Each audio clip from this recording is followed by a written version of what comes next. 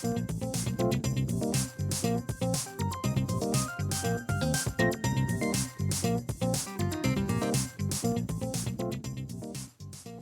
외국인의 눈으로 연결하겠습니다. 외국인 투자자들의 속내를 들여다보는 외국인의 눈 시작하겠습니다. 아카치언 컴퍼니의 앤서니 김 대표, 김주영 대표님 함께 하겠습니다. 안녕하십니까? 안녕하세요. 네, 우리 뭐 김 대표님이 그 말씀해 주시는 그 시장 논리, 그다음에 종목들, 예, 굉장히 좀 안정적이고 뭐 10종목 소개시켜주면 10종목이 전부 다 좋다라고 얘기하기는 어렵습니다. 그렇죠? 뭐 그런 사람들이 존재하진 않습니다. 그러나 굉장히 확률이 높습니다.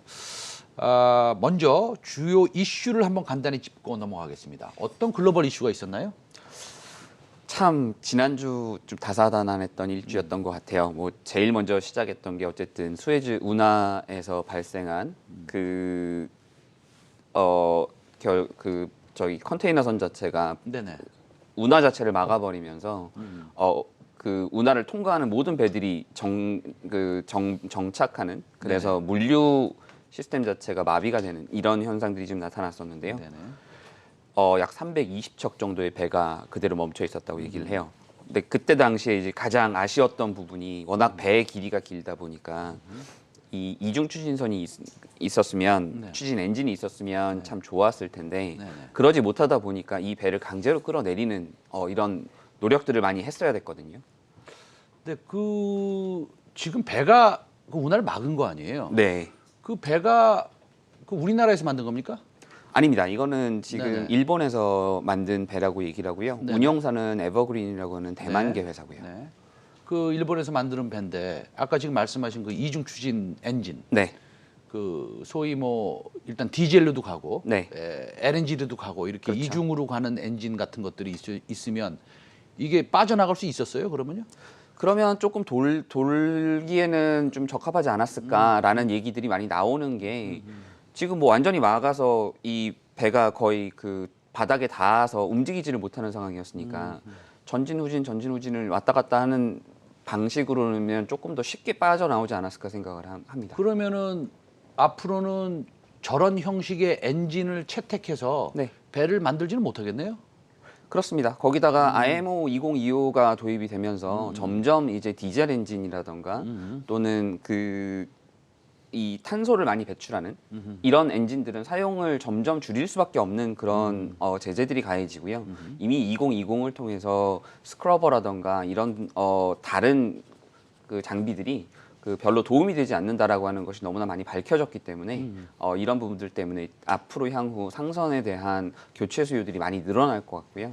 그런 면에서의 아까 말씀하신 그런 LNG와 디젤을 같이 혼용해서 쓰거나 그 탄소를 덜 배출할 수 있는 이런 엔진을 만들 수 있는 기술은 앞으로는 더 고귀해지지 않을까 생각을 합니다. 그러면은 그런 엔진을 만드는 회사가 우리나라에 있잖아요. 네, 그렇습니다. 굉장히 유명한 회사가 있는데, 네. 그럼 그 회사의 그 소위 말해서 뭐 수급이 네. 굉장히 좋아지겠네요. 네, 그렇습니다. HSD 그다음에 엔진, 삼성중공업이 네. 얼마 받았죠, 이번에요? 거기가 2조 7천억짜리 매출을 네네. 받았었고요. 그 매출 자체도 배수도 굉장히 많이 대형 컨테이너선들을 받았었고, 그다음에 현대중공업 같은 경우도 당일날 1조 정도를 받아서 한국 조선사들이 대략 한 3.7조 원이라고 하는 굉장히 큰 상선에 대한 오더를 받게 됐었어요.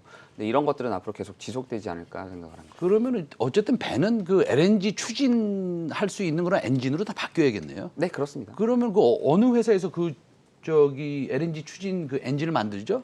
그게 HSD 엔진이 지금 현재 HSD 성장돼 엔진. 있는 제가 잘 아는 회사죠. 네, 예, 맞습니다. 제가 깜빡했네요. 네네네. LNG 추진선. 네. HSD 엔진. 네. 그럼 앞으로의 그 3조의 배 만드는 것은 뭐 거의 HSD 엔진이 만들 테니까. 근데 그렇게 아마 될 가능성이 매우 높습니다. 그러면은 그렇죠. 앞으로의 그 오더는 엄청날 수 있겠네요. 앞으로 계속 추가적으로 나오게 될 거고요. 이번에 삼성중공업 같은 경우가 2조 7천을 달성하면서 네네. 올해 목표치에 한 5, 60% 이상을 지금 채운 걸로 제가 이해를 하고 있었는데 추가적으로 주문이 더 나올 수 있다면 좋을 것 같고요. 그리고 그런 기대들을 많이 지금 하고 있죠. 특히나 중동 쪽에서 추가적으로 이거는 LNG 추진선이 아닌 LNG선 네. 100척이 추가적으로 나올 거라고 얘기를 하면서 LNG선이 100척이 나올 것이다. 네, 지금 뭐 근데 그것도 어차피 LNG 추진으로 해야지 이런 일이 안 생길 거 아니에요? 네, 그다음에 아마 그렇게 될 겁니다. IM 2020? 네, 그렇죠. IMO 2020. IMO 2020. 네. 그거 예전부터 나왔던 얘기긴 하지만 네, 그렇습니다. 그렇죠. 예, 알겠습니다.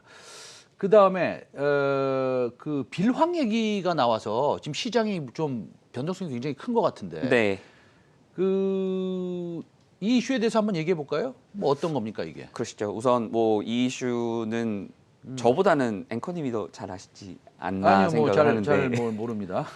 네. 우선 이 사건은 어제 지난주 금요일부터 이제 얘기가 나왔던 거예요. 네네. 지난주 금요일 날 장 시작 전에 골드만을 통해서 10.5 빌리언, 그러니까 우리나라 돈으로 약 한 12조 원에 달하는 블록딜이 나왔었어요. 네네. 그것도 매우 종목들이 미디어와 텔레콤 관련된 그리고 중국 회사 관련된 쪽에서 이 블록들이 나오다 보니까 시장이 굉장히 충격을 많이 받았었고요. 네. 그 이후로 모건 스탠리도 다시 블록을 내놨었고 네네네. 하면서 주말 동안 밝혀진 게 지금 패밀리 오피스인데 아케고스 캐피탈이라고 하는 회사가 네네.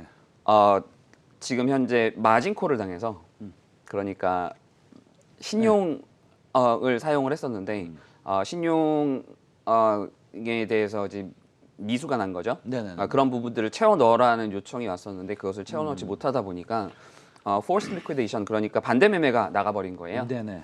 그게 지금 우선 골드만을 통해서 10조 정도, 12조 정도가 나갔었고요. 네네네. 모건 스탠리도 마찬가지로 그렇게 돈을 추가적으로 그 지분을 매각을 하다 보니까 시장에서 굉장히 큰 충격들이 있었고요. 네. 그것이 지난 월요일 날은 네. 크레딧 스위스하고 노무라가 둘 다 발표를 했던 게 1분기에 엄청난 큰 실적에 문제가 있다라고 얘기를 하게 됐던 거죠. 아하. 근데 앵커님 빌황 대표님을 잘 아시지 않으시나요? 20년 전에 좀 알았고요. 예, 지금은 뭐 연락하고 있지 않고요. 예, 그 이슈에 네. 관여하고 싶지 않습니다. 네. 어쨌든 간에 비랑 대표는 그 타이거 네. 줄리안 로버슨이 만든 타이거 펀드 중에서 이제 뭐 베이비컵이라고 해가지고 네, 그렇죠. 밑에 이제 새끼 호랑이로 네. 해가지고 이제 사실은 거의 뭐 스피노프해서 이제 만든 거죠. 회사를 맞습니다. 만들어서 잘 하셨는데 또 이런 일이 있을지 좀 의외입니다. 알겠습니다. 근데 이런 글로벌 장세가 한국 시장에 미치는 영향이 뭐 있어요? 실질적으로 저는 개인적으로는 네네. 이거는 굉장히 좀 미국 오리엔티드 그리고 중국 회사와 관련된 일들이 아니었을까 생각을 네. 하고요. 네. 아무래도 뭐 이것이 어떤 회사의 밸류에이션의 이슈를 건드린다거나 또는 문제를 발생시킨 게 아니라 네네. 말 그대로 수급에서의 문제였기 때문에 저는 그렇게 큰 이슈라고 생각지는 않습니다. 다만 이번에 뭐 어제 밤에 바이아컴 CBS나 이런 것들 종목들은 27%가 하락을 했거든요. 네. 하루 만에. 그러니까 종목의 주가들이 많이 하락을 했다 보니까 이런 것들이 혹시라도 다른 상품들의 그 트리거를 건들지 않았을까라는 부분은 좀 우려하는 부분인데요. 그러나 일단은 이런 이슈, 네. 이런 이벤트가 지나간 거니까 네. 어쨌든 앞으로는 더 악재가 있을 것이라고 생각하지 않아도 되지 않겠습니까? 네, 그렇게 지금 시장에서는 내용들을 정리를 하고 있고요. 결국은 이건 굉장히 알케고 스페시픽한 네네. 뉴스였다라고 지금 받아들이고 있는 추세입니다. 그것이 결국은 어제 S&P라던가 그 다우존스가 결국은 사상 최고치를 찍을 수 있는 상승할 수 있는 그런 여력이 되지 않았을까 생각을 합니다. 알겠습니다. 간단히 그럼 미국에서 지금 그 이번 주 목요일 발표니까 한 네. 이틀 남았는데 네. 그 3조 달러의 그 인프라 스트럭처 네. 플랜 그 계획, 네. 인프라 투자 계획 3조 달러 그거에 대해서 뭐 하실 말씀 있으세요? 지금 뭐 어쨌든 바이든 정부는 계속적으로 미국의 경제 자체를 안정화시키고 그 사람들이 미국 시민들이 결국은 돈을 계속 벌 수 있는 계속적으로 돈을 찍어서 부양을 해주는 것이 아니라 자체적으로 돈이 돌 수 있는 방법으로 여러 가지 정책들을 펴고 있는데요. 그중 하나가 이제 인프라스트럭처 관련된 3조 달러짜리 패키지를 지금 준비를 하고 있고요. 이것을 다음 우리나라 시간으로는 목요일 오전이고요. 미국 시간 수요일 오후에 바이든이 발표를 할 것이다라는 얘기가 나오면서 이와 관련된 종목들이 주가들이 지금 움직이고 있는 추세이고요. 그러다 보니 뭐 철강 가격들이 상승하고 있는 모습들도 보이고 그것이 우리나라에도 보면 철강 회사들과 전반적인 건설주 그다음에 또 마찬가지로 조선주, 해운주를 모두 이끌고 있는 하나의 그 큰 테마라고 생각을 합니다. 여기에 지금 추가적으로 얘기가 나오는 것이 헬스케어 관련된 빌도 다시 준비를 하겠다. 결국은 오바마 케어와 비슷한 또 하나의 메디컬 케어가 나올 것 같아요. 이제 그것들은 앞으로 향후 바이오 헬스케어 회사들에게는 또 좋은 호재가 될 수 있을 거기 때문에 아하. 그런 부분들은 또 좀 지켜봐야 될 내용들이라고 생각을 합니다. 그럼 바이오 헬스케어 우리 또 개인 투자자분들이 바이오 헬스케어 종목 좋아하니까 네. 이런 좀 좋은 뉴스가 나오면 사실은 뭐 행복합니다. 그렇죠. 그래서 이번 주 한국 시장을 보면 네. 우리가 좀 한두 개 체크하고 나갈 종목들이 좀 있는 것 같아요. 네. 예, 어떤 종목들을 우리가 먼저 좀 체크를 할까요?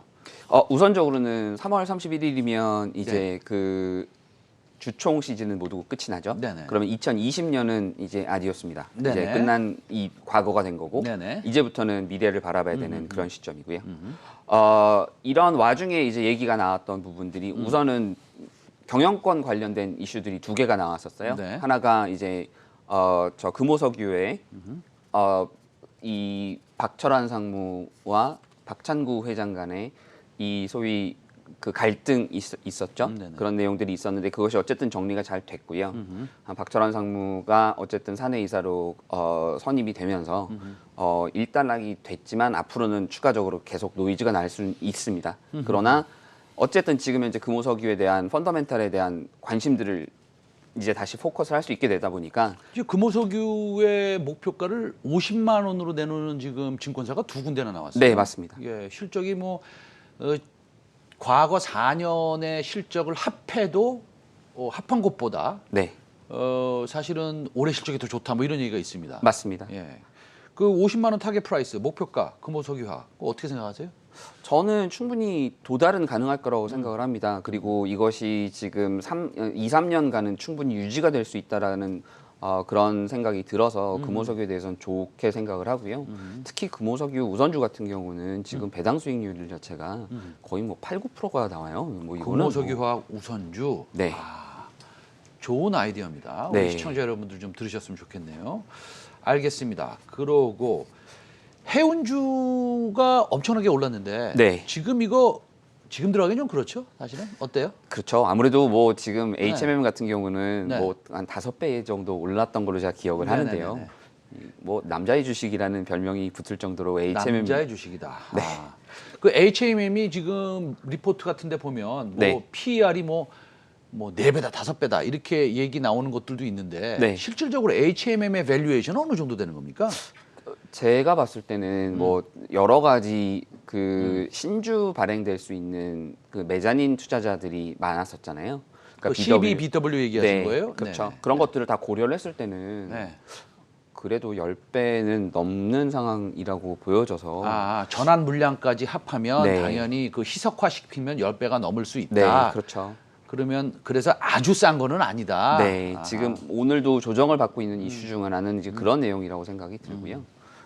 지금 현재로서는 해운주를 따라가시는 것보다는 그 외의 종목들을 좀 보시는 것이 조금 더 유리하지 않을까 개인적으로는 생각을 합니다. 알겠습니다. 자, 그렇다면 여러 가지 이제 말씀을 좀 나눴는데 이제 어떤 종목을 소개해 주실지 저도 궁금합니다.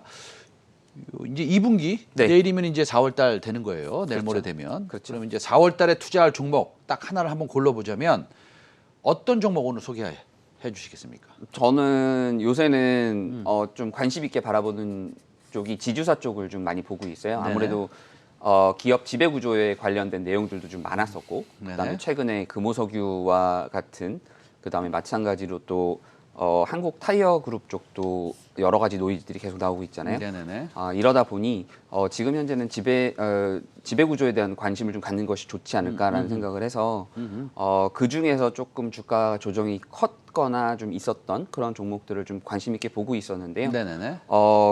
그 중 하나 오늘 소개해드리고 싶은 종목은 네네. SK입니다. SK 주식회사. 네. 주 SK. 주 SK입니다. 주 SK 어저께 그 간단하게 IR 한 걸로 알고 있는데 그 네. IR에서 무슨 얘기가 있었습니까? 뭐 IR에서는 뭐 여러 가지 얘기들이 좀 있었던 것 같은데 아무래도 가장 많은 얘기들이 나왔던 것은 뭐 SK텔레콤의 네. 박정호 부회장 같은 경우도 네네. 그랬고 주 SK 쪽에서도 그렇고 지금 현재 SK텔레콤에 대한 인적 분할과 그 다음에 지주회사의 그러니까 주 SK와 SK텔레콤의 지주회사를 네네. 합병하는 그 소위 얘기하는 그 3단계의 어떤 그 지배구조 변경이 지금 계획이 되어 있고 그것이 어느 정도 시장의 공감대를 형성을 하고 있는 상황이었었어요.